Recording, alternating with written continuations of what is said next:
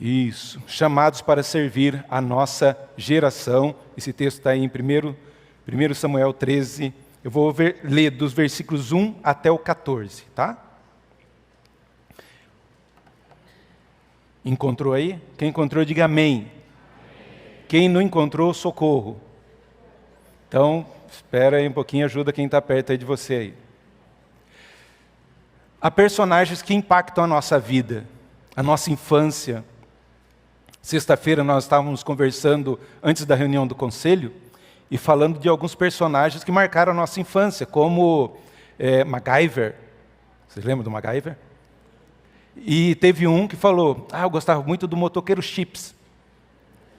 O pastor Leandro falou, o que é isso? Tão novinho, né? Não saber. Motoqueiro Chips. Spectrum Man. As meninas, não sei o que tinha aí, né? O Casal 20. Lembra do Casal 20? Boa noite, fulana, boa noite. Aí apagava a luz, sempre tinha uma historinha, né? Há personagens na história da nossa vida que marcam a nossa vida. Mas aqueles que devem marcar mais ainda a nossa vida são esses personagens das Escrituras Sagradas. Todo ano eu pego um personagem para estudar mais profundamente. E eu gostaria de compartilhar com vocês sobre um desses personagens. Não aparece o nome dele aqui, mas você vai saber quem é ele, tá bom? 1 Samuel, capítulo 13, versículos de 8 a 14. Não vai ser de 1 não, tá? De 8 a 14. Esperou Saul 7 dias para o prazo determinado por Samuel. Não vindo, porém, Samuel a Gilgal, o povo foi espalhando dali. Então disse Saul: trazei-me aqui holocausto e ofertas pacíficas, e ofereceu o holocausto. Mal acabara de oferecer o holocausto, eis que chega Samuel. Saul lhe saiu ao encontro para saudar. Samuel perguntou: que fizeste? Respondeu Saul: vendo que o povo se ia espalhando daqui, e tu não vinhas nos dias aprazados, e que os filisteus já se tinham ajuntado em Micamás, eu disse comigo: agora descerão os filisteus contra mim a Gilgal, e ainda não obtive a benevolência do Senhor. E forçado pelas circunstâncias, ofereci holocaustos. Então disse Samuel a Saul: procedeste neciamente em não guardar o mandamento que o Senhor teu Deus te ordenou. Pois teria agora o Senhor confirmado o teu reino sobre Israel para sempre. Já agora não subsistirá o teu reino. O Senhor buscou para si um homem que lhe agrada. E já lhe ordenou que seja príncipe sobre o seu povo, porquanto não guardaste o que o Senhor te ordenou. O Senhor buscou para si um homem que lhe agrada. Deus busca para si um homem, uma mulher que agrade o coração de Deus e que sirva essa geração. Vamos orar mais uma vez? Senhor, nós te louvamos e te agradecemos por essa oportunidade bendita de meditar em tua palavra. Que o teu Santo Espírito nos instrua, que o Senhor fale através de mim, ó Santíssimo Deus, aquilo que o Senhor já falou ao meu coração. Que a tua igreja seja edificada, desafiada a viver as ordenanças do Senhor. Não só de receber as bênçãos, mas também de cumprir as ordenanças do Senhor. Nos instrua nessa noite e abençoe cada família aqui representada. Oramos assim em nome de Jesus, o nosso Salvador. Amém. Queridos, nós vemos aqui o contexto de guerra e toda a batalha, antes da batalha do povo de Israel. O sacerdote tinha que oferecer um sacrifício, pedindo a bênção de Deus para aquela batalha. E Saul estava para guerrear com os filisteus, e Samuel estava em outra região, mas falou que ia chegar em determinado tempo. Só que ele se demorou e o povo começou a ficar desconfiado, que não tem bênção de Deus, os filisteus estão chegando, o que vai ser de nós? E começou a se espalhar, sair de um lado para o outro, indo embora. E Saul ficou apreensivo, o que eu vou fazer? Com quem que eu vou guerrear agora? Somente o sacerdote que pode oferecer sacrifício ao Senhor. O rei deve cuidar das coisas do rei, mas o sacerdote é que intercedia para a bênção do povo para a batalha. E o texto diz bem claro, né? Vendo-se forçado pela situação. Mesmo que você se veja forçado pela situação, não faça o que é de outro. Deixa que o outro faça, se é ordem. E aqui, por causa dessa boa intenção de Saul, ele oferece um sacrifício. Mal estava terminando o sacrifício, Samuel chega e fala: o que você fez? Hoje o Senhor ia confirmar o teu reino. Provavelmente Deus estava provando o coração de Saul. Mas por causa da sua desobediência, Deus já escolheu um homem segundo o coração de Deus, um homem que agrada o coração de Deus, para ser rei em Israel. Samuel não sabia ainda quem era, mas nós sabemos, e esse homem é Davi.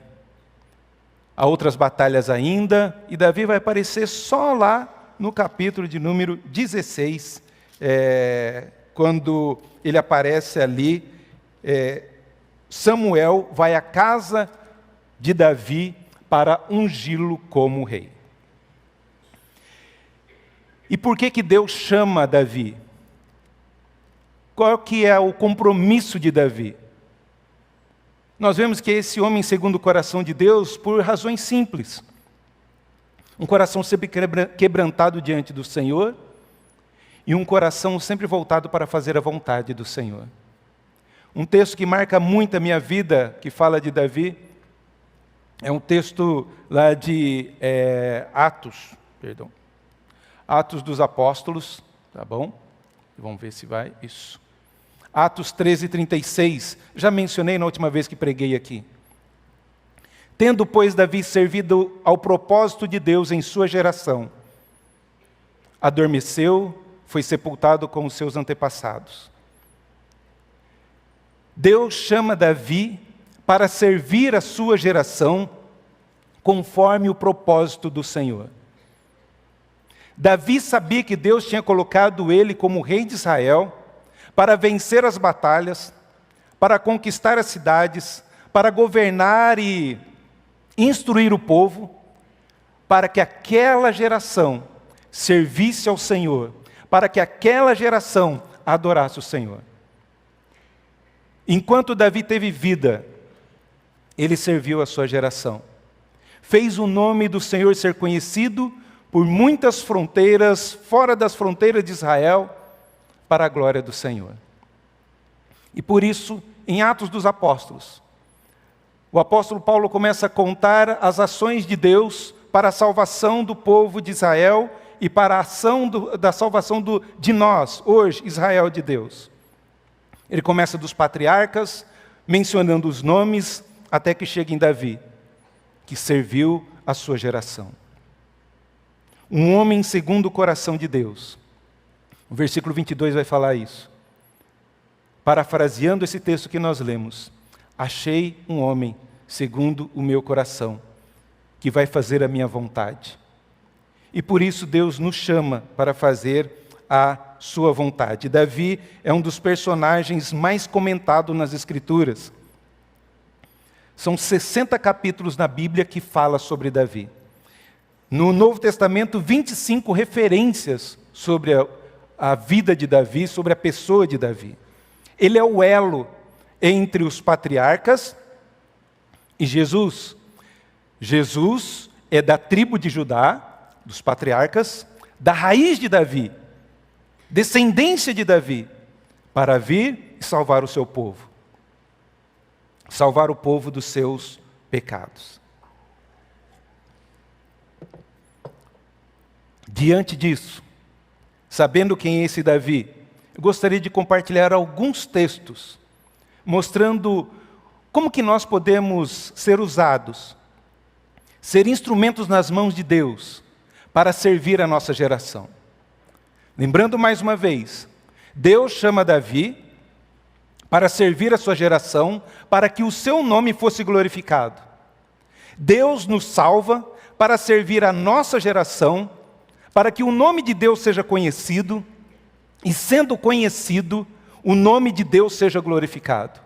A minha responsabilidade e a sua responsabilidade é de levar o evangelho da salvação. A palavra de Deus diz, que nós lemos hoje em Romanos, quão formosos são os pés daqueles que anunciam as boas notícias. Pode estar cheio, de calos e tudo mais, mas se leva o evangelho do Senhor Jesus, são formosos diante do Senhor. E por isso Deus nos chamou para adorá-lo, mas também para servi-lo e servir a nossa geração. Na última vez também falei para os irmãos que a gente podia ter nascido em qualquer outra época. E Deus nos salvando para servir a nossa geração. Se nós estamos nessa geração, é para nós fazermos diferença. E como que nós podemos fazer diferença nessa geração? Como que nós podemos servir ao Senhor e fazer diferença na nossa geração? E a primeira atitude, primeira ação que nós devemos ter para servir a nossa geração é ter vontade. E é isso que nós vemos em Davi. Também escolheu Davi, seu servo, e o tomou do redil das ovelhas, tirou do cuidado das ovelhas, de suas crias, para ser o pastor de Jacó, seu povo, e de Israel, sua herança. Isso? Sua herança. Deus chama Davi para servir a sua geração. E Deus sempre chama quem tem vontade. Sempre quem está trabalhando. Deus nunca chama vagabundo. Deus nunca chama folgado para servir os propósitos dele. A gente vê Gideão. Quando Deus o chama, o que ele está fazendo? Malhando trigo. Nós vemos Moisés. O que ele estava fazendo? Deitado, cochilando, deitadinho na rede? Não. Ele estava pastoreando as ovelhas. Se nós vermos homens e mulheres de Deus, a gente vê os discípulos, os apóstolos, uns pescando, outros trabalhando na coletoria. Deus nunca chama vagabundo para a sua obra. Deus chama sempre quem está trabalhando. E cuidado, se muitas vezes você dizer, eu não vou servir o Senhor porque eu tenho tanta coisa para fazer aqui. Eu tenho que conquistar tantas coisas, depois de conquistar isso, é que eu vou fazer essa e essa obra do Senhor. Cuidado. Deus sempre chama pessoas ocupadas. Ocupadas demais. E nós vemos isso na história. E Davi o que estava fazendo? Pastoreando ovelhas.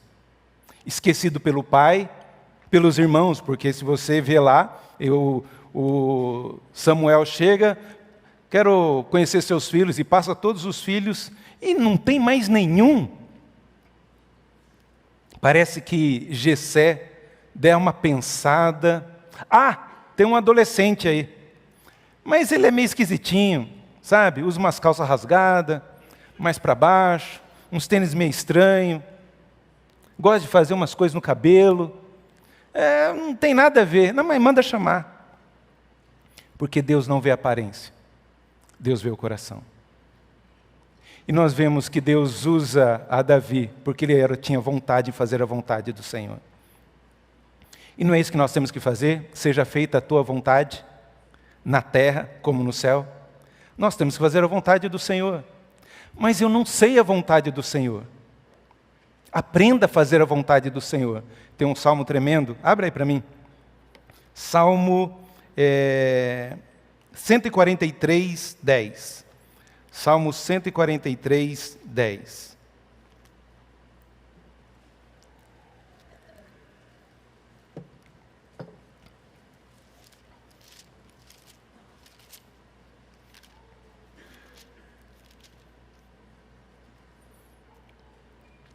ensina-me a fazer a tua vontade. Ah, mas eu não sei qual é a vontade do Senhor. Ore, ensina-me, Senhor, a fazer a tua vontade. Nós oramos para que seja feita a vontade de Deus, mas nós não queremos aprender a vontade do Senhor. E se você orar, Senhor, seja feita a tua vontade na minha vida, se prepare que Deus vai usar. E glória a Deus porque Ele vai usar a minha vida e a sua vida. Deus só usa pessoas que têm vontade em fazer a vontade de Deus. E por isso Davi foi o homem segundo o coração de Deus, e por isso ele servia a sua geração. Mas Davi não era um homem só que tinha vontade, era um homem também ousado. Ele falou para o filisteu: você vem comigo ou contra mim com espada e com escudo? Mas eu vou com você pelo nome do Senhor Todo-Poderoso, o Deus de Israel. O Senhor é a minha força. Lembrando que quem venceu a batalha, quem destruiu o gigante não foi Davi. Ele mesmo fala: eu venho em nome do Senhor. É o Senhor que o capacitou, é o Senhor que deu força, é o Senhor que habilitou. E Deus é assim, meus irmãos. Nós não nos sentimos capazes de fazer a obra do Senhor, de pregar o Evangelho, de ensinar, de instruir, de trabalhar em determinadas coisas, mas Deus é que nos capacita. É quando eu sou fraco, é que eu vejo que eu sou forte, e forte no Senhor. Para de dizer que você não consegue. Deus falou a Moisés: Moisés, você vai libertar o povo. Eu? Nem sei nem falar direito. Não tenho nada. O que você tem aí na mão? Ah, tem um cajado. Então com esse cajado você vai libertar o povo. Apesar das suas imperfeições, Deus usa as suas imperfeições, suas fraquezas, para que a glória do Senhor seja mais evidente. Se tivesse colocado um grande soldado para guerrear contra Golias, nós não íamos saber que foi o Senhor. Mas como era um pequenino, um jovenzinho, assim como Sansão. A gente pensa que Sansão era musculoso, né? Fortão, tudo mais, bombado, usando aquelas... bom, não pode, né? Aquelas proteínas e tudo mais. A gente pensa que ele era fortão. Eu acho, tá? Que Sansão era mirradinho, era magrinho como o Isaac. Sabe o Isaac que toca guitarra aqui, seminarista? Porque, magrinho como ele, porque o pessoal ficava impressionado, mas como que uma pessoa dessa vai derrotar aquelas pessoas ali? Porque se ele fosse forte, todo mundo, é por causa da força dele. Olha os músculos dele, mas as pessoas ficavam impressionadas porque ele é tão mirradinho e vencia as batalhas todas. E assim Deus faz. Você se acha incapaz, né? De estar aqui à frente. Você se acha incapaz, né? De falar de Jesus para alguém. Você se acha incapaz, não é? De se dedicar mais ao Senhor. É disso que o Senhor gosta. Seja ousado para ser usado pelo Senhor. É dessa maneira que Deus faz. É quando nós somos fracos. É que nós somos fortalecidos no Senhor. Para servir a nossa geração. Para que mais e mais vidas se rendam aos pés do Senhor Jesus. É só deixar Deus usar. Deus usa a sua boca. Deus vai pôr palavras em sua boca. Mas você tem que ter essa vontade, ser ousado, para ser usado pelo Senhor. Então nós vemos que ele tinha vontade, foi ousado, mesmo com os grandes gigantes na sua vida, mas também era um homem de caráter. Apesar dos seus pecados, apesar das suas falhas, ele confessa o seu pecado diante do Senhor. Por isso é um homem de caráter, e Davi é o homem segundo o coração de Deus, porque sempre tinha um coração sincero. Ele sempre, quando pecava, se arrependia e reconhecia que tinha pecado contra o Senhor. Não disfarçava e não vivia uma vida hipócrita. Às vezes tinha que ser confrontado. Mas um homem sincero, E Deus quer isso, homens e mulheres sinceras, que reconhece que são pecadores. E como nós cantamos, logo eu, Senhor, quis salvar. Logo eu, Senhor, quis me atrair para Ti. Logo eu, Senhor, quer me usar para proclamar o Evangelho, para fazer diferença nesse mundo. Logo eu. Deixe Deus usar a sua vida, capacitar a sua vida. Nós vemos isso diante do Senhor, que Deus usa esse tipo de pessoas. Deus está construindo o nosso caráter, está moldando a nossa vida, para que cada vez mais a imagem de Jesus esteja em nós e as pessoas possam ver em nós que há algo diferente. Elas podem querer saber mais desse Senhor e Salvador Jesus Cristo. A nossa vida tem que ser diferente das pessoas lá fora que não conhecem o Senhor Jesus. Qual é a diferença sua para com o seu vizinho? A diferença é que você vem na igreja, ele vai no clube? Alguma coisa está errada. A nossa vida tem que ser diferente, porque nós temos Cristo Jesus.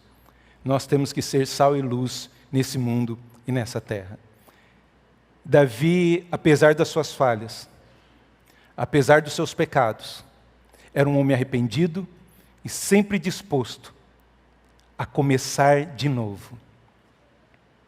Eu tropecei, mas vou começar de novo, Senhor. Eu vou me dedicar de novo, Senhor.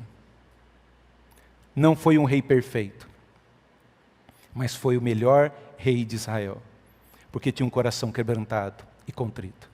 O que Deus espera de você é que você tenha um coração quebrantado e contrito. É para isso que Deus nos chama. É para isso que estamos aqui. Eu sei que você gostaria de ouvir palavras que trouxesse refrigério para a sua alma. Vai ter ainda, mas no momento são palavras de desafio. Onde você tem que se arrepender diante do Senhor, confessando os pecados, acertando sua vida diante do Pai. Nós vimos que para sermos usados na nossa geração, nós precisamos ter essa vontade e conhecer a vontade do Senhor. Nós precisamos ter ousadia para sermos usados pelo Senhor. Nós precisamos ter caráter para sermos usados pelo Senhor. E por último, nós precisamos ser pessoas especiais. E não é isso que Davi era, né? Não dá para ler, mas vamos lá. O Senhor, contudo, disse a Samuel: não considere sua aparência nem a sua altura, pois eu o rejeitei. O irmão mais velho de Davi. O Senhor não vê como o homem. O homem vê a aparência, mas o Senhor vê o coração. Chegou filhos bonitos de Jessé, altos, fortes, querendo aparecer na sua aparência e todos os seus trejeitos, mas Deus escolhe um jovenzinho, um ruivo, mirradinho, para fazer a sua vontade. De tantas pessoas nesse mundo, Deus escolheu a mim, Deus escolheu a você, para nós servirmos esse Deus tremendo e maravilhoso. A Bíblia diz que nós somos a menina dos seus olhos. Ele cuida com uma delicadeza, como a gente protege os nossos olhos quando alguma ameaça, assim Deus nos protege. Como nós já ouvimos também nos sermões passados, nós somos povo de propriedade exclusiva do Senhor. Raça eleita, com um propósito, de proclamar as virtudes daquele que nos chamou das trevas para a sua maravilhosa luz. Então nós vemos que, aos olhos de Deus, nós somos pessoas especiais. Porque para salvar um pobre pecador é muito amor. E o Senhor nos encharcou desse amor. E nós somos especiais para Deus, por causa de Cristo Jesus. Sem Cristo Jesus, terríveis. Mas quando Deus nos olha pela lente de Jesus, nos chama de filhos, nos chama de amados. Esse é o Deus que nós servimos. E se Ele nos ama tanto assim, Se Deus fez do seu único filho um missionário para salvar a mim, salvar a você, o que impede de eu e você sairmos daqui e proclamarmos o Evangelho do Senhor Jesus? Para isso, Deus tem usado essas pessoas. Como que Deus está usando? Nós vemos que Deus usou a Davi e quer usar a nós porque temos essa vontade, ousado, de caráter e também especial. Sabe quem Deus quer usar? Deus quer usar a cada um. Deus quer usar a mim e a você. É a você que Deus quer usar. É a você que Deus quer encher do Espírito Santo para fazer diferença na nossa geração. Não se cale. Ore a Deus. Eis-me aqui, Senhor. Envia-me a mim. Que nós possamos não só apoiar missões, mas que sejamos missionários, onde Deus nos enviar. Que nós possamos ser usados por Deus, apesar de quem nós somos, para fazer diferença na nossa geração. Se Deus colocou Davi para servir a sua geração, e ele não mediu esforços para isso, Deus nos coloca nessa geração para nós servirmos essa geração, segundo o propósito do Senhor, para fazer diferença na nossa casa, no nosso trabalho, na nossa faculdade, onde Deus nos enviar. Amém?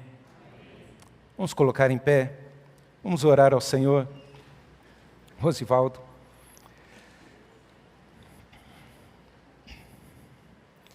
A gente diz que a gente pode servir a obra missionária de 3 maneiras, né? Orando, contribuindo e indo. É errado isso, tá? A gente tem que fazer os 3. Eu tenho que orar, eu tenho que contribuir e eu tenho que ser missionário para servir a nossa geração. Para isso Deus nos chamou. E para isso Deus te colocou aqui. Para ouvir essa palavra, para que você possa servir a geração que Deus te colocou, para cumprir o propósito do Senhor.